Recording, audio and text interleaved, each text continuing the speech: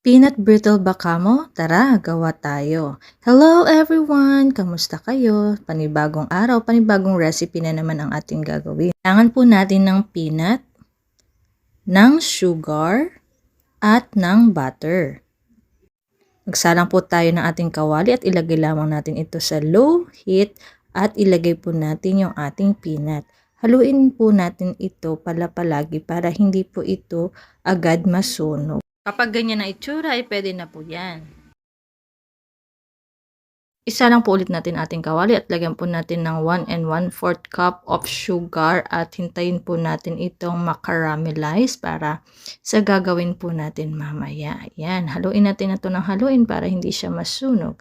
Kapag ganyan okay na, ilagay na po natin yung ating butter. Haluin po natin itong muli hanggang sa matunaw naman po yung butter na ating inilagay. Kapag ganyan na po ay pwede na po natin ilagay yung ating peanut. Nga pala, yung peanut ay aking dinurog kanina ngunit hindi ko na nakuhanan ng video. Kaya ganyan po yung kanyang itsura. Hindi po siya totally durog na durog pero sakto lang. Ayan, i-coat po natin siya doon sa melted butter and sugar.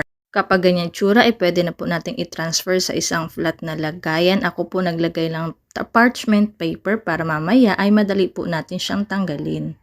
Mabilisan nga po pala ang paggawa natin dyan kasi mabilis lamang siyang matuyo at lumamig. Kaya naman, ayan, inflatten po natin siya at habang medyo malampot pa ay inilagyan ko na po siya ng mga lining.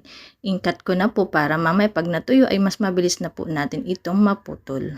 Hinayaan ko muna po itong lumamig, charan, at ganyan na po yung kanyang itsura. Pwede na po natin itong tanggalin isa-isa. Sundan na lang po natin yung line na ating ginawa.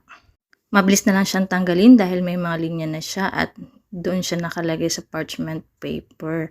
Kaya habang ito po yung aking tinatanggal, talaga namang mukha talaga siyang peanut brittle. Ganito po yung tsura ng mga binibili natin sa bayan o di kaya naman doon sa Baguio. So madali lang pala siyang gawin at nakagastos nga lang ako dyan ng almost 120 pesos at ayan na po yung kanyang kinalabasan. Napakadami na din.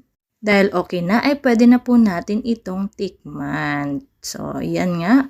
Crunchy siya at talagang lasang-lasa mo yung peanut. Para ka nga talagang kumain ng peanut brittle na galing sa Baguio o kung saang lugar na may mga nagtitinda ng ganito.